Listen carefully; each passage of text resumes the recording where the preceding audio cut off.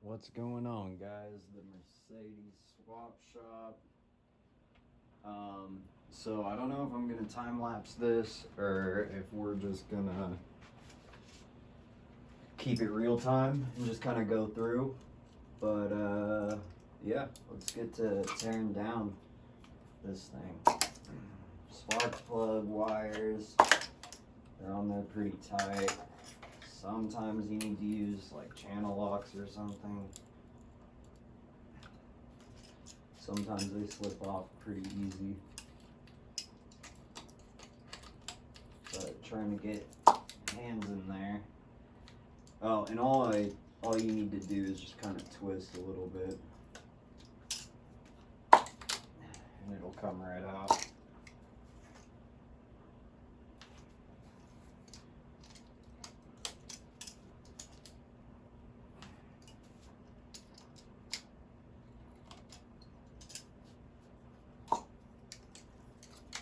Alright.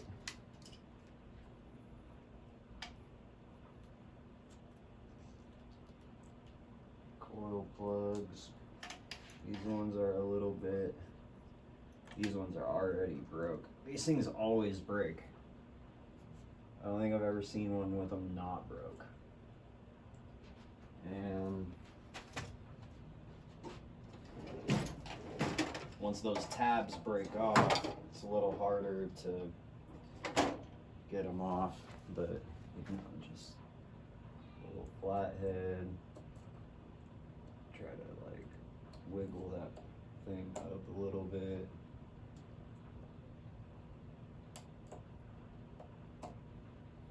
Without damaging it too bad. These are super brittle.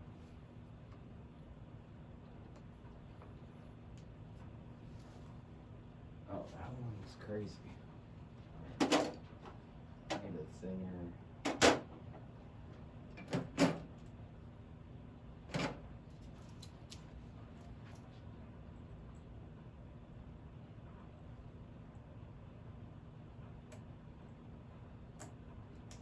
Alright. Pop that off. Broke instantly.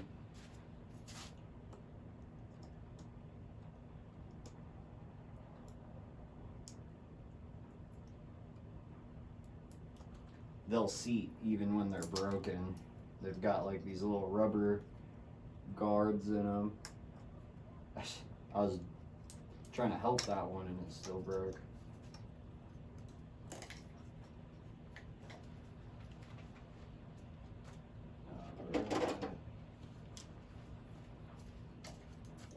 Zip tie.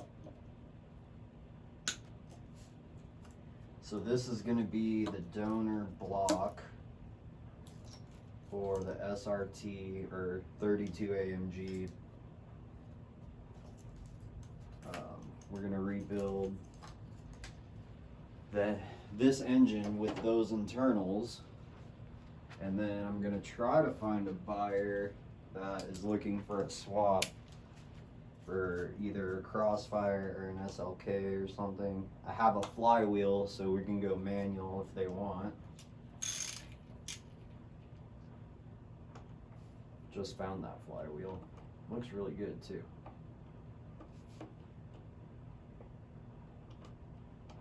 But I also have an automatic transmission with 100,000 miles and a torque converter, so if they want to go auto, that's fine too. We would just have to, it'd have to be auto already, or we'd have to source like a TCU and a shifter if we ran that way. We'll see. Kind of just up in the air. Mainly just doing this so that I could start with YouTube and just having more content in general. It's kind of hard to get started.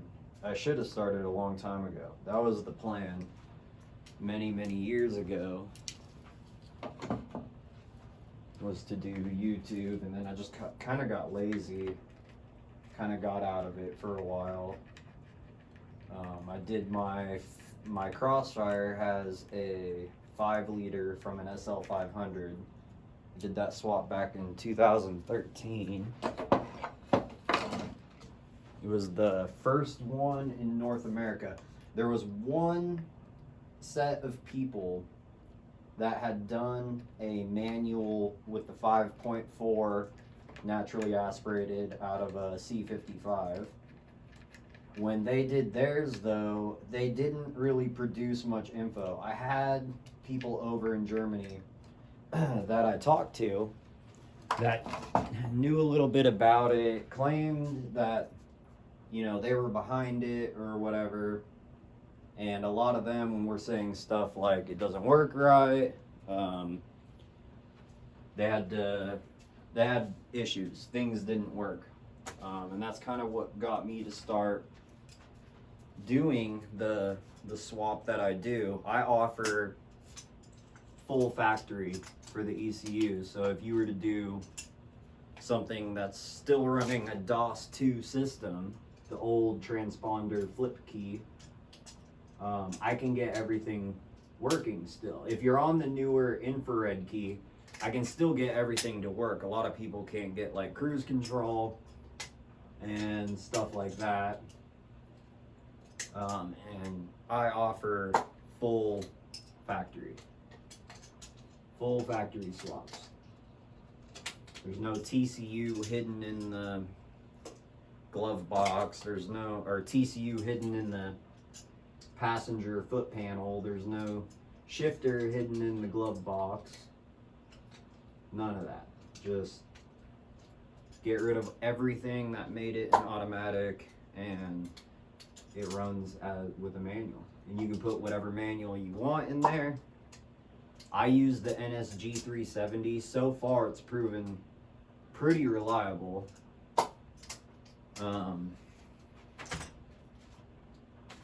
I have a tune on mine now, so it's like 370 foot-pounds, like input foot-pounds to the transmission, and it's holding up fine.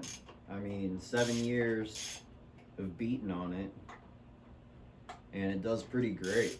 I hope to have some videos later showing you guys the car, doing some pulls. My cousin with his E55, he wants to race, so we'll put that together. You know, he should beat me pretty bad, but we already raced. He had, you know, 3 people in his car, and I jumped and he couldn't catch me. So he said I wasn't pulling on him, but he wasn't catching up. So we'll do a real race from a dig, you know, just him in his car, just me in my car. Well, we'll do a dig and a roll.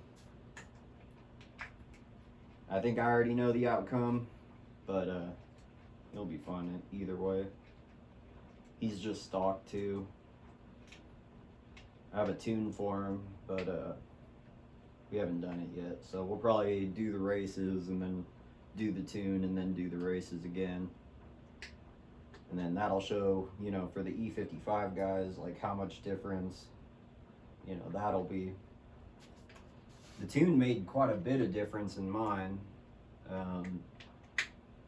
It's a lot more powerful in the mid-range. Mid-range is where I picked up most of everything, but still, I mean, it was night and day. Like, you can really feel it. Pretty significant difference. I offer those for the 320 engine, the 5-liter, 5.4 naturally aspirated, the 55K, we can do those, and I have the 55Ks for, like, if you do a crank pulley, or if you do a crank pulley or a supercharger pulley, or if you have a combination of both, basically whatever. I have the tuning files for that too. Right now my tuning is all limited to local, like I have to be there to do it. I'm traveling a lot, but can't service people like across the country unless you come to me. But can still do stuff like that. I've been getting a lot of people that want to throw these engines in other cars. That's the big question, it seems like. Kind of always been that way. I've been getting hit up about that constantly for a long time. You know, can I throw this in a W124? Can I throw it in this or that or whatever? The answer is you can, but the only way to get around the security, like, and that's basically all they update with each generation. So when you think of like new features on the car, like the older one, you know, the newer one has like keyless go, like in the W211s versus the W210 or whatever. That kind of stuff, you guys think security. Or not security, you guys think like convenience features and stuff. I think security. You know, what are they changing with those systems versus like the older one? Like what's the difference as far as like the firmware and the way the immobilizer data is structured and stuff like that. And it's kind of complicated. So like when you're going from an older car into the new system, I primarily deal with ME28s and ME281s. They're getting cheap. The motors are amazing. So people want to, you know, get a hold of them. And you need pretty much everything from the donor car. It's honestly easiest if you just go buy a donor and then slowly start swapping everything over. If it's a DOS 2B system with the flip out transponder, you need the key, the ignition, the DOS module, which is under the dash kind of behind the ignition, the ECU, TCU, shifter, the transmission, preferably like all from the same car. That right there, and if you want a manual, I could code the ECU and then you don't have to worry about the shifter and the TCU. But you still need all that other stuff. If you're infrared on an EIS, you need the front SAM, the EIS, and then, you know, all the other stuff. Oh, instrument cluster, if I didn't say that, can't remember. Yeah, so it's kind of a pain. That'll get you running, but that won't get you, I mean, you're gonna have lights on the dash, you know, it's gonna be like ESP, ABS, all these other faults and stuff. So, the only way around that is to just keep swapping parts. So, you know, you can swap in the ABS module, you can swap in the SBC, you can swap in the rear SAM and the auxiliary battery and put the main battery in the trunk and use the wiring with the body control module and the door modules if you're going keyless go, and the door, you know, the door handles for the sensors, take the sensor out, put it in the new handle. You know, you can run that route and slowly but surely get to the point where you know, it is all functioning correctly. But it's not easy doing that kind of stuff.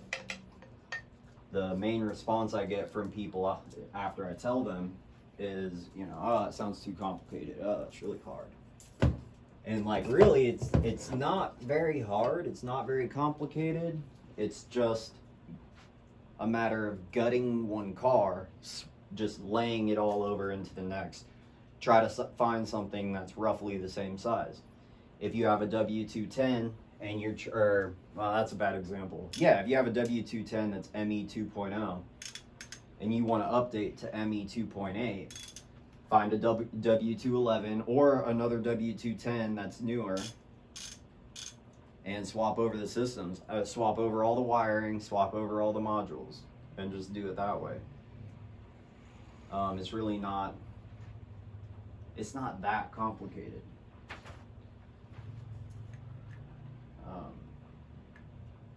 Yeah, where should we go next? Probably injectors, huh? Pop these injectors. So, a quick note, we need to add somewhere in this video, I don't know if I'm going to do the beginning, middle, or end, or whatever. Try to put it towards the beginning. I'll definitely put it in the description, but you don't need to pull the injectors and the rail first. I don't even know what I was thinking. Got busy talking. You guys know how it is. You just pull the whole intake manifold with the injectors and the fuel rail and all that. You just lift it up and then get the knock sensors and then just pull it all off. Save you a whole bunch of time. We were busy talking, chatting, haven't done this before. And I guess that was kind of like a face reveal.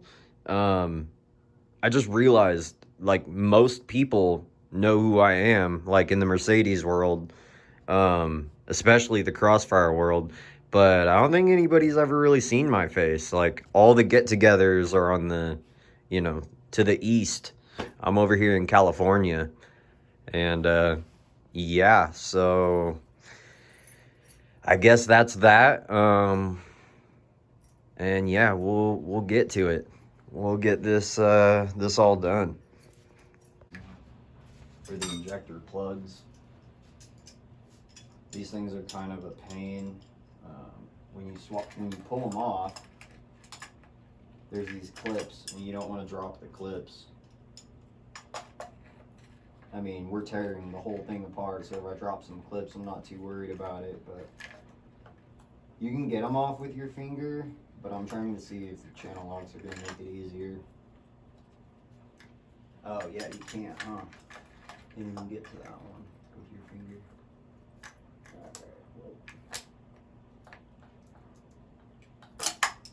So I guess that the clip's got to come off. I haven't done this in a while.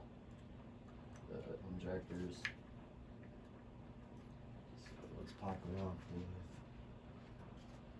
flathead. I know they just kind of fall off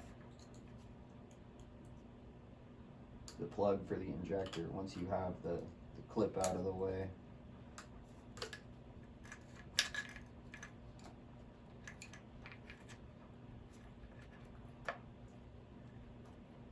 Maybe some needle nose or something.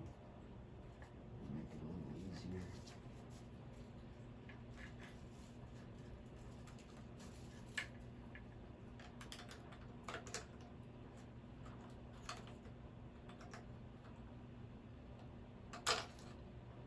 There we go. And that's just what that is. Pull the plug off.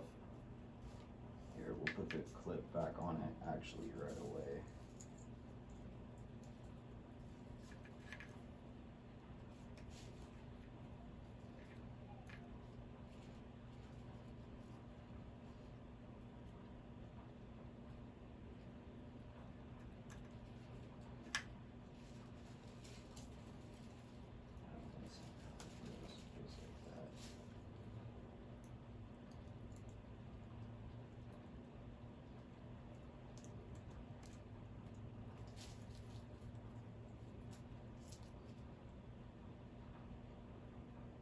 Is that how it is?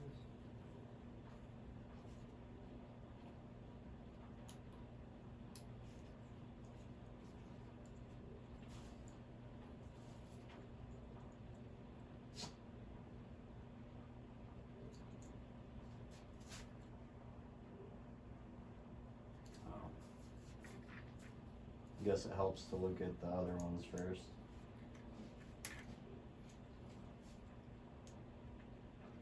Yeah, I'm still new to this whole YouTube thing, so these videos might be a little boring. I'm gonna apologize now for that.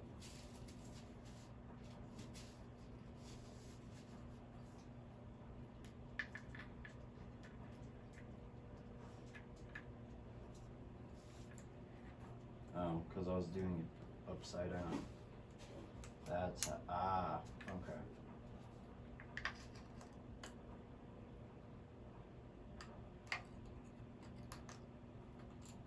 Still trying to figure out,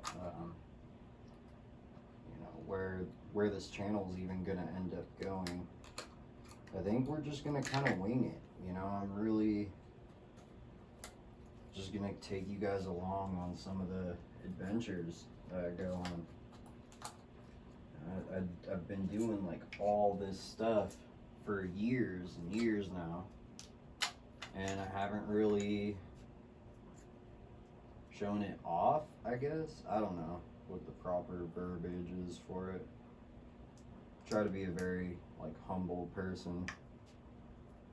I'm not big into like being flashy. I know I own a Crossfire and I'm not into being flashy. Those things in small towns, oh my gosh, everybody, what is that? Is that a Porsche? Is that a Bugatti? Is that a Ferrari? No, they don't say Ferrari, but Porsche. I get Porsche all the time. Everybody thinks it's a Porsche. No idea why. I'm like, nope, it's a Chrysler. And they're like, oh, what? No way. The Spitfire? Almost. Not quite. Crossfire is a fun little car. It's like perfect. The SLKs are cool. I'm personally I really like the way the Crossfire looks. I really like the way everything is about it. You know, people want to complain about the steering or like, well, really, you only hear a couple of things. Steering, and power. But I mean, put a V8 in it. Throw the C32 in it, you know. That's like the best one right there. I feel like in the long run. I was trying to make a touring car and nobody had done the V8. Well, and we all thought too back then. Oh yeah, I forgot. I didn't even finish that story about the guy in Germany. But yeah, technically mine was the first. Mine was the first V8 or AMG, because I was the original to get the manual to work in the 32s. Shortly after I got mine running, you know, everybody was like, oh, can you do this? Can you do that? It's like, sure, you know, we can try anything. You know, let's give it a shot. I still want to do the V12 twin. It's the naturally aspirated and the twin turbo. But yeah, I got the 32 AMG working with a manual 7 years ago. The V8 running great, everything just factory. I used my stock clutch and flywheel.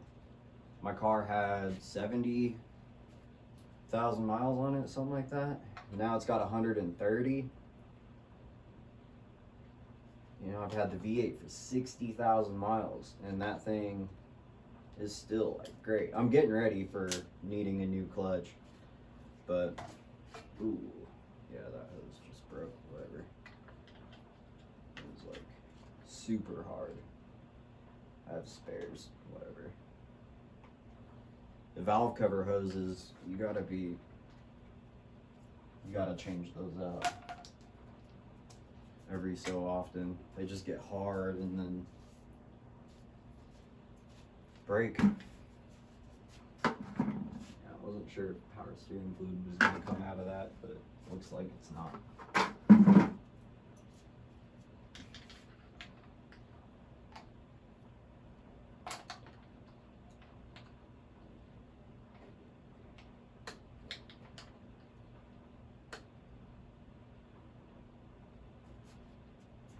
Kind of all over the place with my stories and stuff.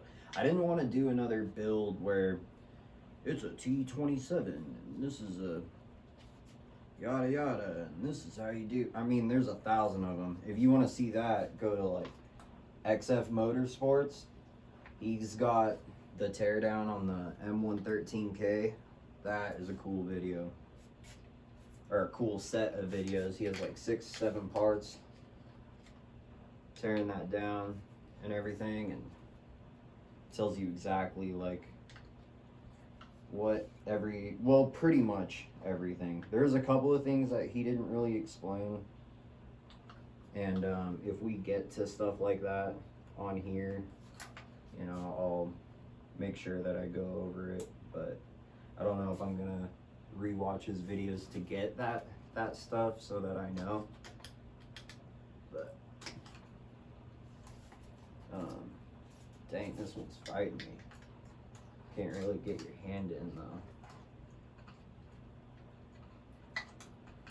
Can't get your fingers in, nothing.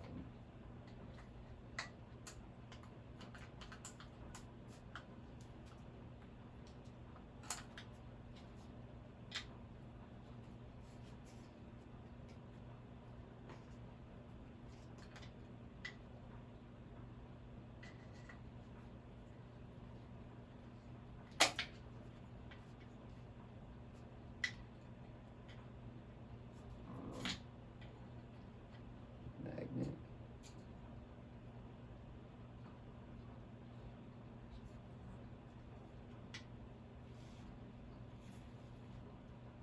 Nah, bro, we don't need no magnet.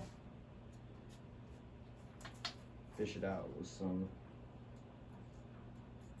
flathead. Alright. Yeah, XF Motorsports was kind of what got me to want to do this in the first place. Because I was like, well, that looks fun. Tearing down a motor and rebuilding it. You know, who wouldn't want a fresh, all new motor?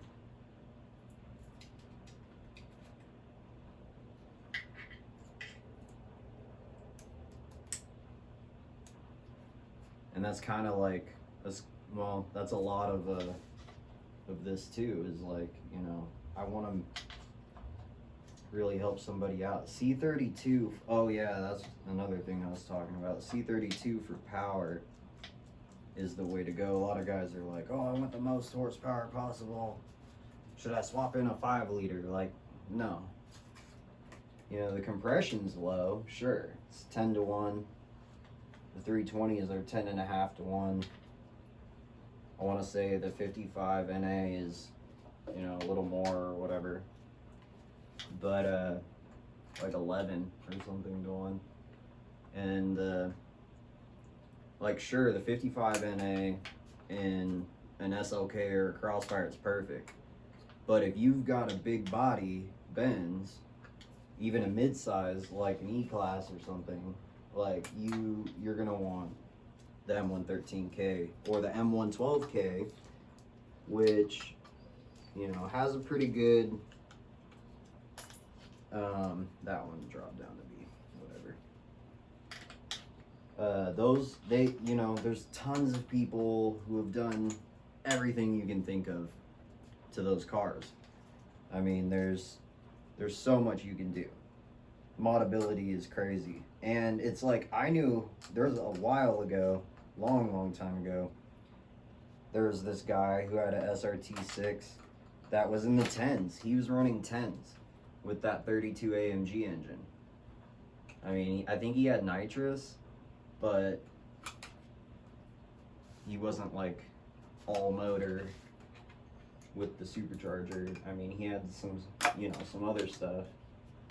I'm pretty sure he had nitrous, but yeah, I mean, it wasn't even that crazy. You know, it was like 5 to 10 grand maybe in mods.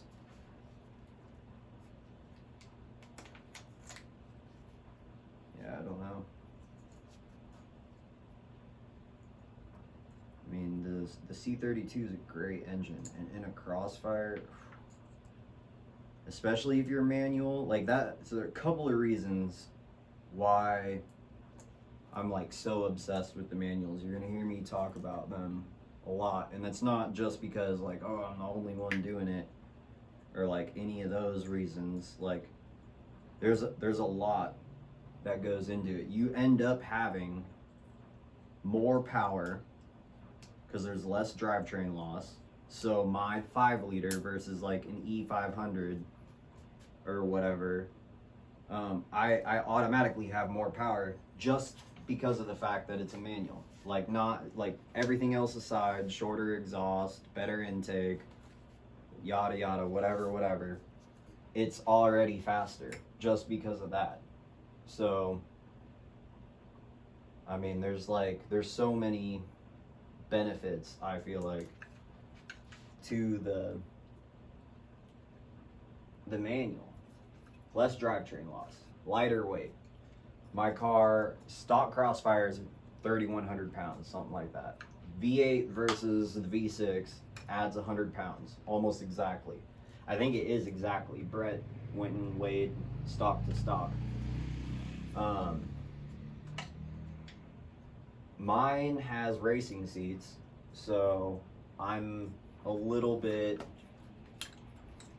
touch lighter. Well, I think the stock seat was 86 pounds, something like that, and the passenger was like 70. And I think those are low numbers. I think it's actually more than that, but we're just saying, like, for argument's sake, we'll just say that. So by going to racing seats, the 16-pound racing seats, I ended up saving like 115 pounds or something with those seats. I mean, that's insane. That's literally insane. And yeah, I mean, there's 3,000. Okay, so my car, half a tank of gas, 3,010 pounds. And I've got the same 308 horsepower 5-liter tuned, so I'm like 330 or something. And but the power actually available is far more. I have far more power available.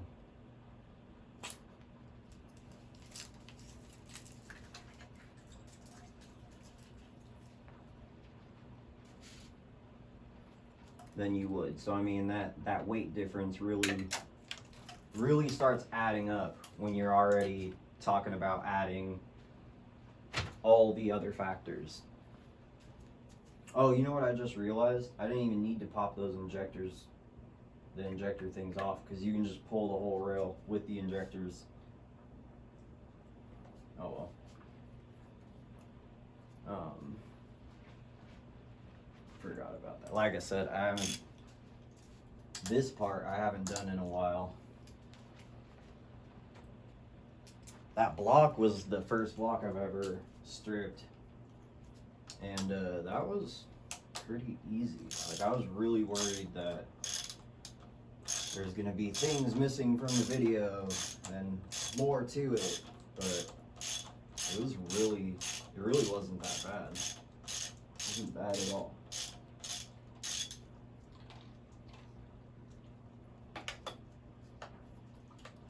Hey, you just left the front door open? Come on, Noah.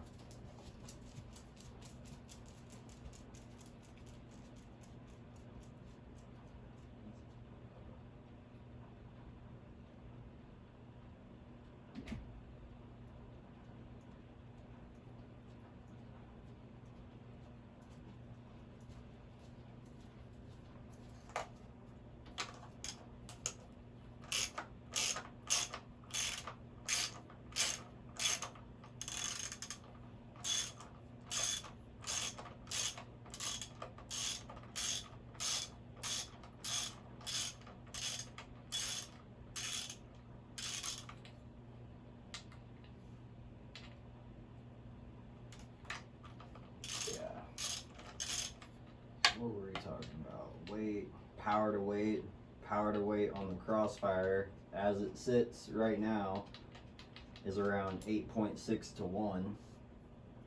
Oh, and like I said, the 5.4 NA, I have tunes for those.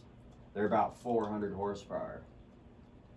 So, I mean, you're talking E55 stock power to weight, which is, I mean, that's pretty damn, that's impressive.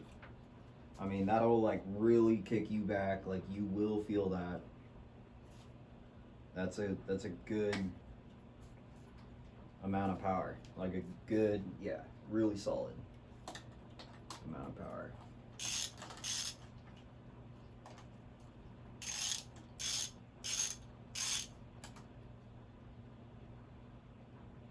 I can't remember at this point how you get the harness and the rail off all as one. Is that what it was? Oh, but I have to get those bolts out. And to do that, yeah, you gotta get that cover off, I think. Can't remember how this goes.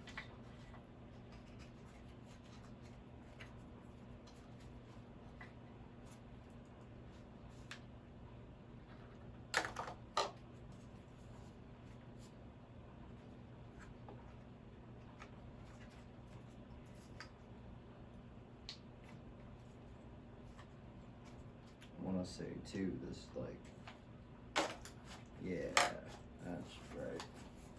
Just kind of flips off, and then you can get. Oh, are these knock sensor wires cut? Oh well, I gotta use the other harness anyway.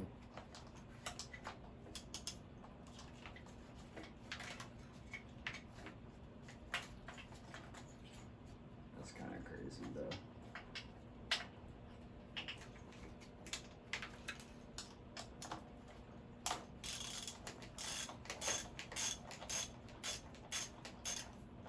Yeah, power to weight on the 5.4 NAs is crazy. My next swap is going to be the M113K. I'm going with the supercharged 5.4 in the Crossfire with a manual. That same manual. New clutch. It's time anyway. It's part of the reason for doing this was to actually, was so that I can save up some money. Get some money set aside. Those engines are expensive. At least if you want a good one. You know, I looked at his XF Motorsports video on tearing it down. But it's like, I really don't want to do that unless I absolutely have to. And they're still out there with like 60,000 miles. You know, you just gotta find them. My buddy found a flood engine. It's going in a SLK. Made him a computer for that a while ago, but he's just now getting around to the swap. It's gonna be interesting. Oh yeah, I have tunes to get rid of the bypass valve too. And yeah, I mean,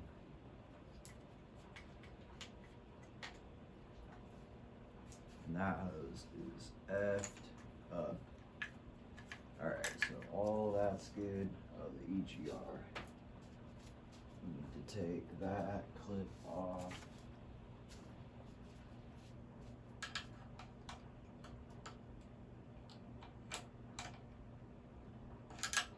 All my stuff passes inspection for California too. My car went through the state ref, or the state referee program for engine reclassification or whatever. You know, it's basically like you got to drive to one of the colleges, and then they hook you up to do like all the standard emissions testing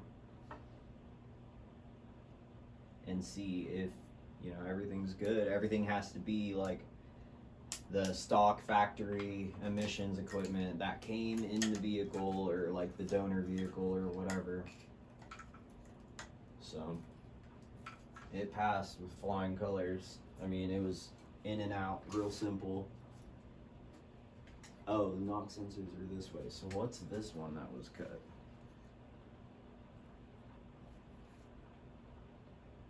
Oh, air pump. That's what it was. I guess that doesn't really matter either. That really doesn't matter because the SRT, the 32, I keep saying SRT, I need to say 32. More people know it as a Benz than they do a Crossfire, since there's so very few Crossfires actually made and sold.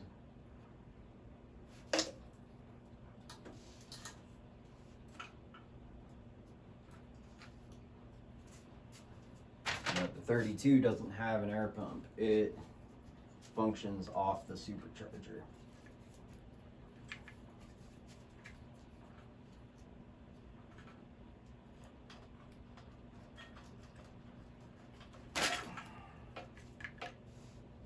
Alright.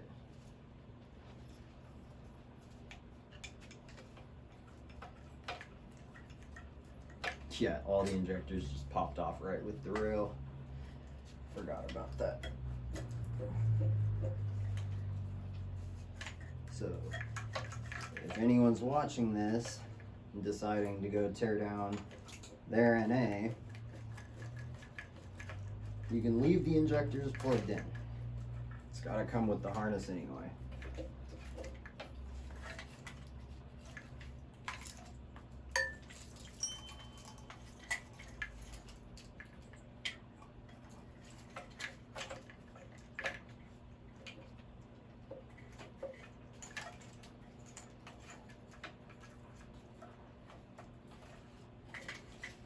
Alright. So we can just bend all that down. Now I can break that off. I don't know why those are so hard. People think oil softens up rubber. It definitely doesn't. It reacts by hardening. So just FYI. I don't know how many people do or don't know that. Don't ever try to soften rubber with oil. Yeah, I need this valve cover, so you have to pop that off.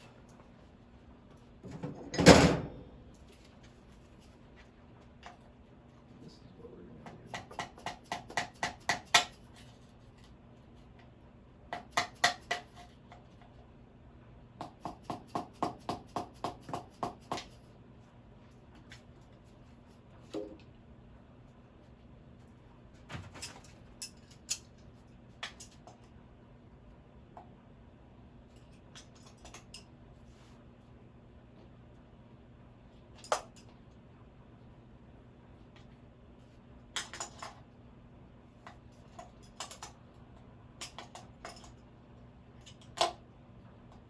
Why is this being such a pain in the ass right now?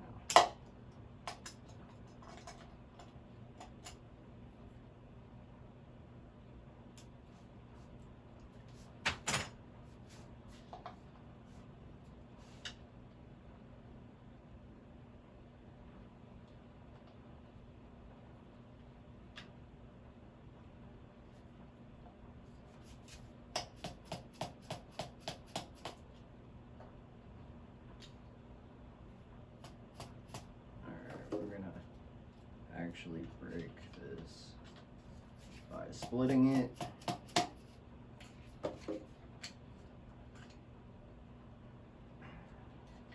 Okay, almost.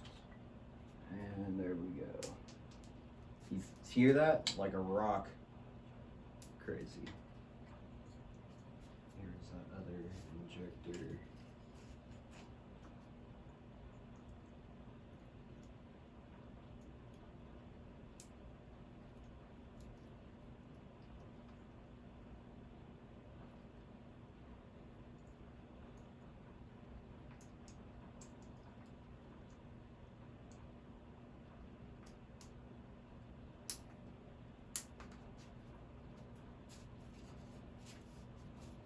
This is the longest I've ever tried recording.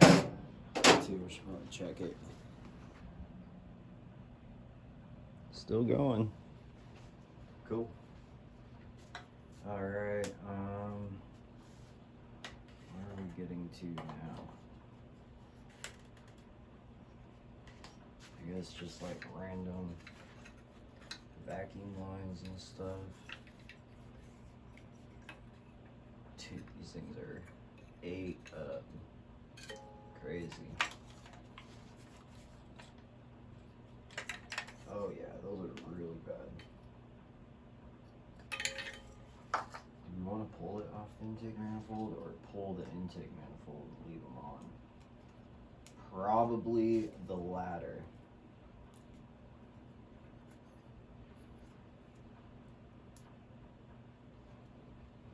So that is going to come off. What did I do with my flathead? Look, already starting to lose tools.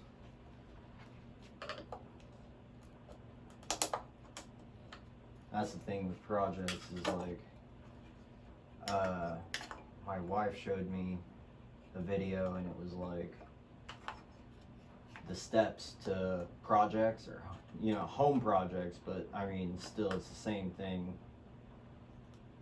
with car projects especially, is like getting all the tools out and like finding out the project's way harder than expected, setting aside a specific amount of time, realizing that that amount of time is nowhere near accurate, and getting all your tools out, and then the next step was like, or later, one of the steps was like losing all your tools, having to re-find all your tools that you got out. It's pretty fun. That's how this kind of stuff goes. These engines though, they're really easy to take apart. There's only so many different sizes, and I'm gonna get a lot of shit in the comments, but you don't really need the Torx. Like, so far, all I've been using is standard. I used to use only metric, and I thought those were the right sizes. Never stripped anything. And then I found, like, standard sizes. Like, I just tried it one day. I was like, oh, I wonder if that fits. And, like, it fits perfectly snug. So, I mean, you don't need the E Torx sockets.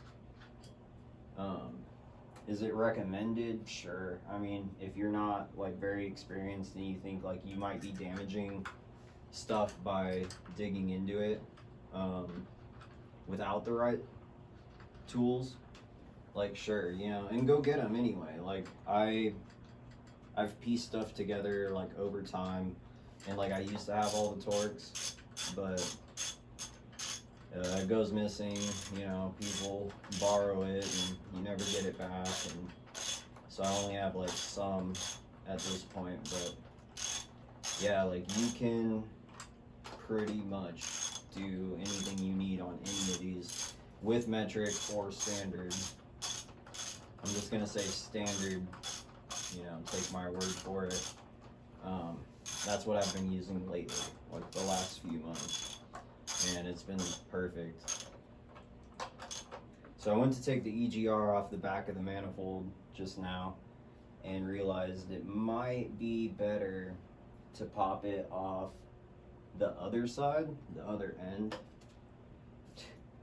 All these vacuum lines are just deteriorated, completely shot.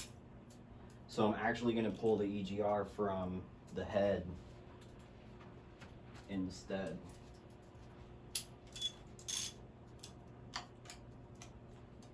Instead of pulling it from the intake manifold.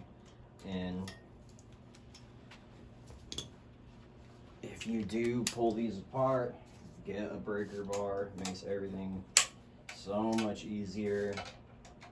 You know, sitting there fighting, trying to get shit loose.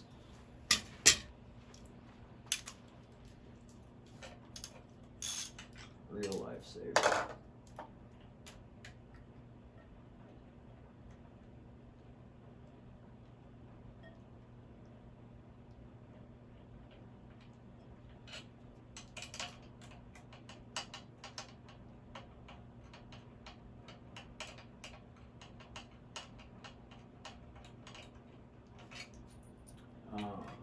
should probably mention I'm on Facebook, I'm on Instagram. My Facebook, the Mercedes Swap Shop, has probably got the most activity on it, at least up till now. I mean, I've been trying to, like, the last few weeks, I decided, like, I really need to, you know, make this more of a all platform kind of thing, you know, get my name out there. It's for a few reasons too.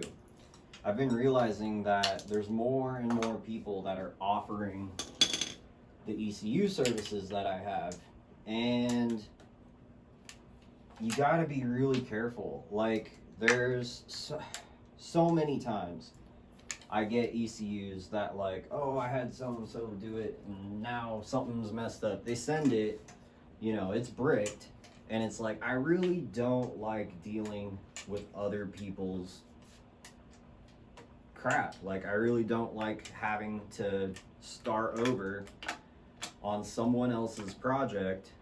You know, some other guy, you know, decided that, hey, like, we're just gonna copy the immobilizer information over, and it'll for sure work, because that's how it works on every other car, BMW, Honda, whatever.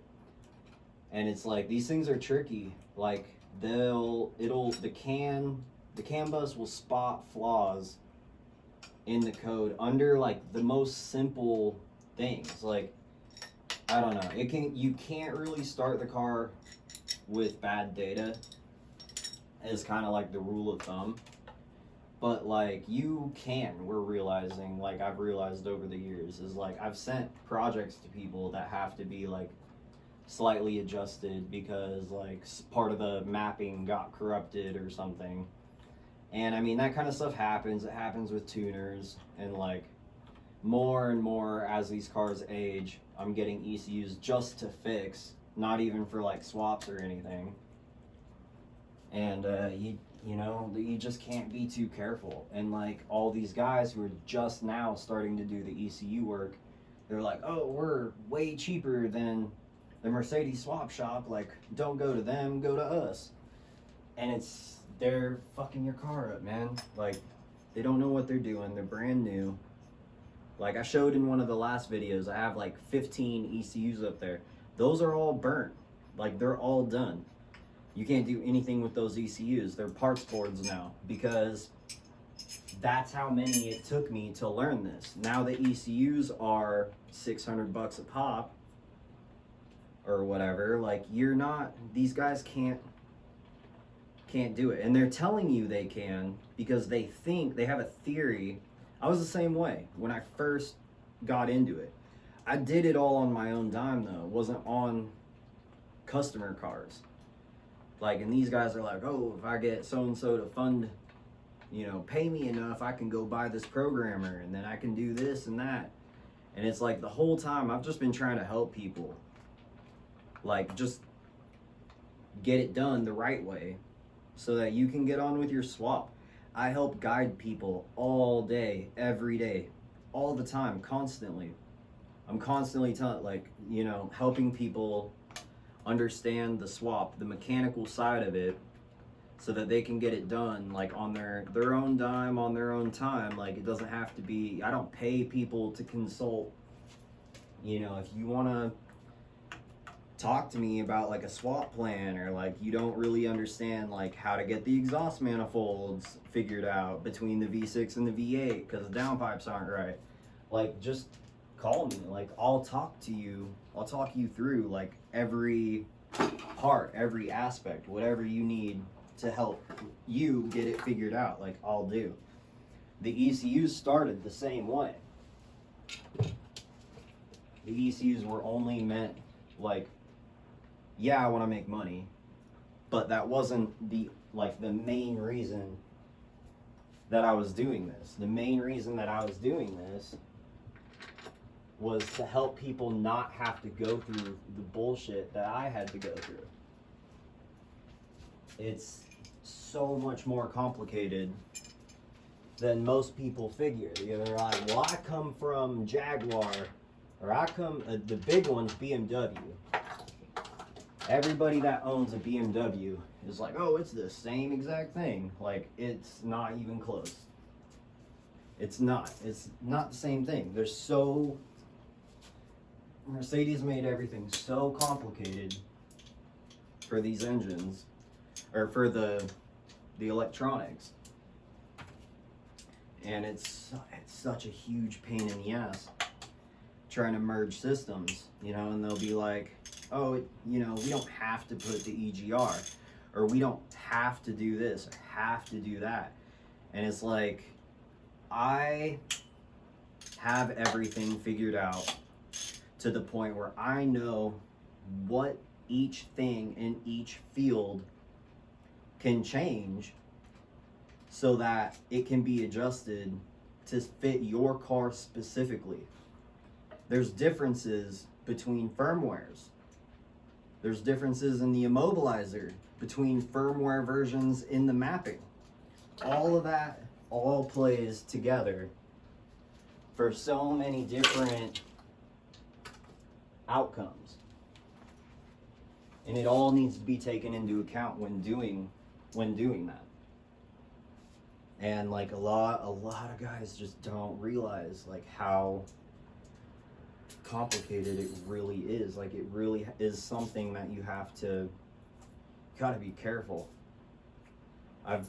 There's so many horror stories of so many people getting into just all kinds of different scenarios. Car won't run is, I mean, like the worst outcome, right? Because you don't even know where to start. Like, are you getting a spark? Are you getting fuel? Like, and then going from there, trying to figure out every little thing. And a lot of people are changing things, you know, as they go, and like, oh shit, like, now did I screw it up because I did this or I did that, or, and it's like, don't, you know, you can, if you really, like, if you have to go to these other guys because they're the ones doing the swap, and you feel like you have to get your ECU done by them, which you don't. You can still send it to me. My turnaround's 1 to 4 days. You know, if I get it on a Monday, it's going out Wednesday. But if I get it on a Friday, you know, it's not going out till Monday. Or Thursday, it's not going out till Monday. But I mean, like, I'm quick. Like, my turnaround is insane. So it's like, I don't know. Why wouldn't you? I keep lowering my prices to try to drive people away from making mistakes, but it doesn't really seem to help. And people that want to figure it out on their own, like, that's cool, you know. But, like, again, I'm trying to save you the hassle. Like, you know, why would you risk, like, screwing up your car? Like, there's a huge risk when you start messing with ECUs. It takes absolutely it takes 2 seconds. 2 seconds can completely screw your ECU beyond repair. 2 seconds.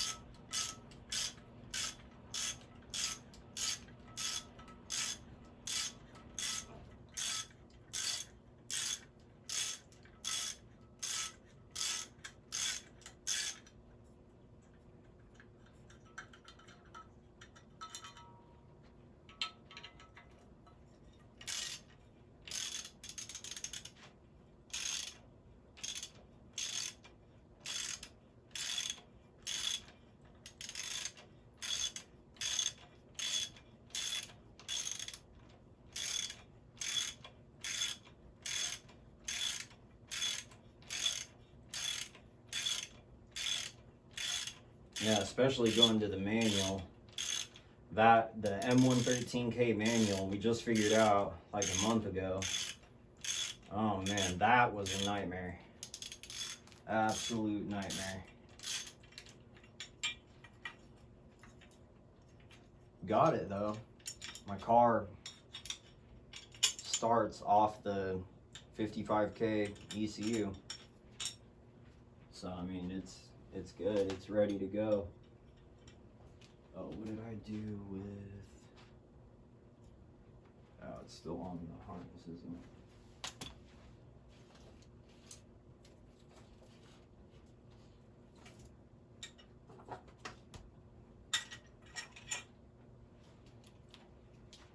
Okay, so let's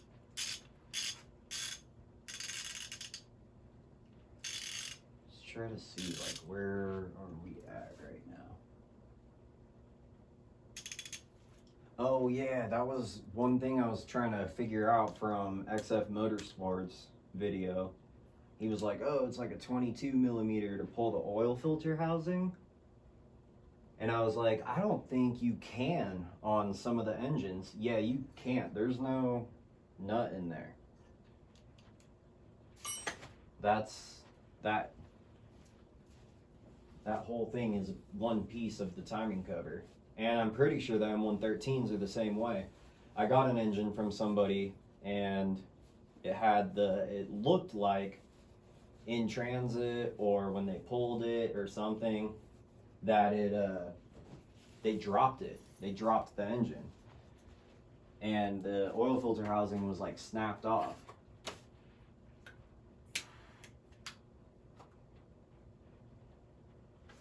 Now I was trying to figure out, I was like, I don't think that's two piece. I'm pretty sure that's one piece. And yeah, I just looked in that one, it's definitely one piece.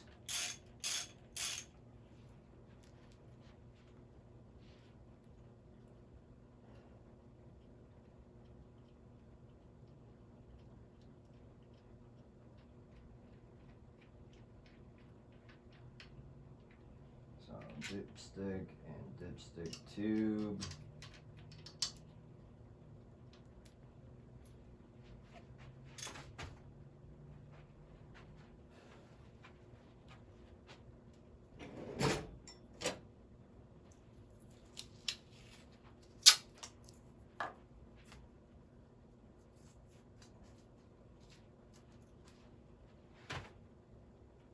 I gotta be careful with the stuff that I'm reusing, which is basically where we're at now.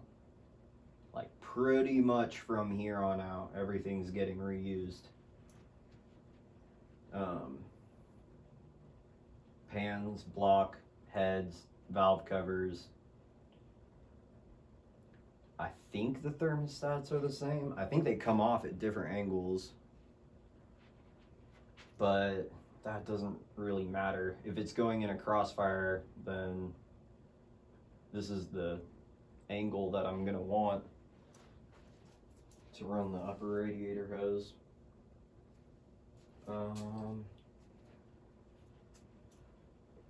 Yeah, I mean, we're at the point now where we pull, actually, these gaskets,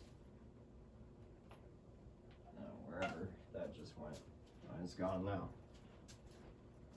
I was gonna say, I think those are reusable for those breather tubes. I guess I can double check that head to make sure. Oh, that's the back. The front.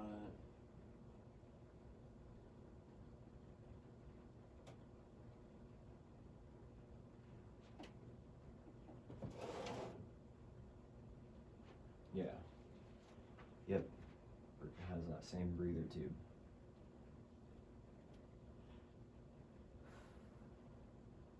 You guys who have done this before should comment what gaskets you use, if you use the metal or if you go with gasket maker.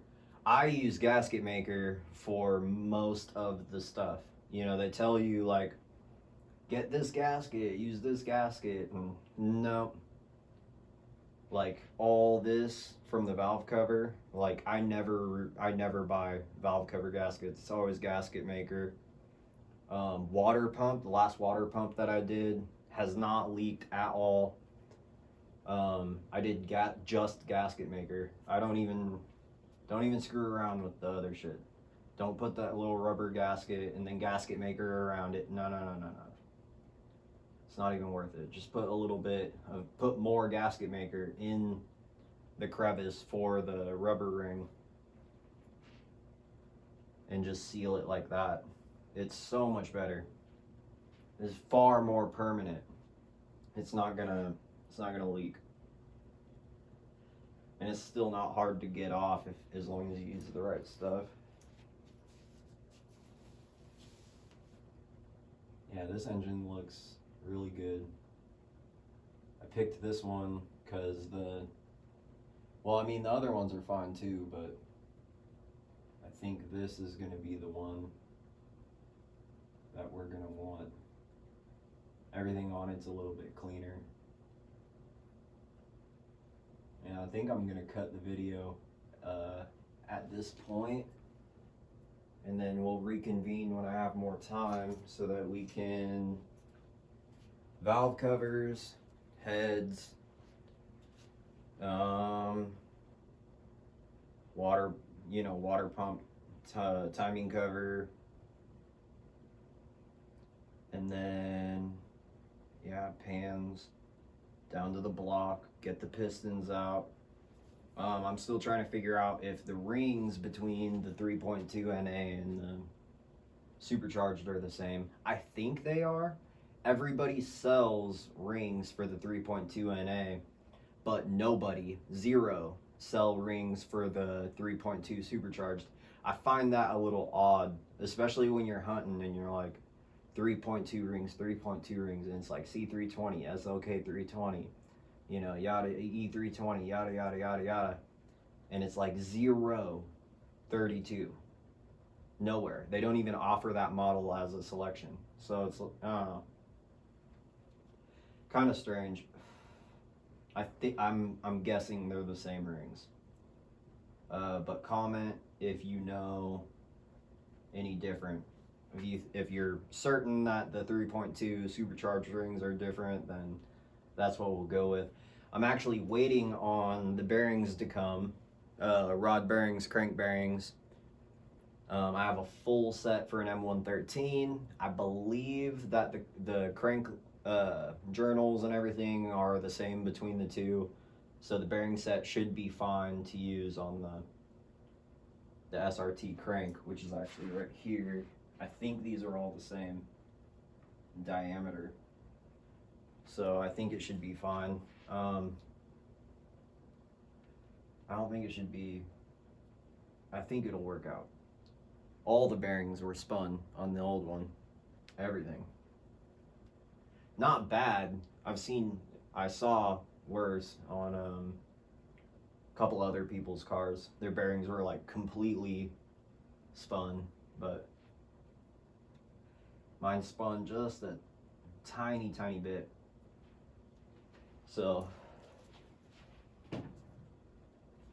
we'll see, but I'm thinking that this is going to be a good spot to end it.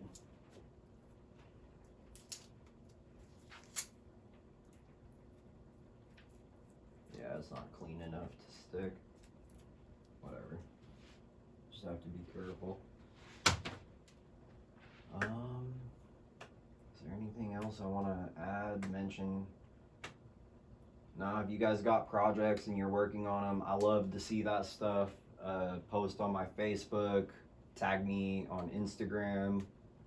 I'm kind of hard to find on YouTube right now. I've realized I can't make a custom URL until I have 100 subscribers.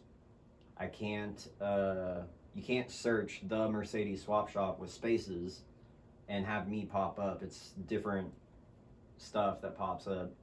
You have to do it all one word, the Mercedes Swap Shop, which is weird. I don't know. Hopefully that gets better as like I get more content out.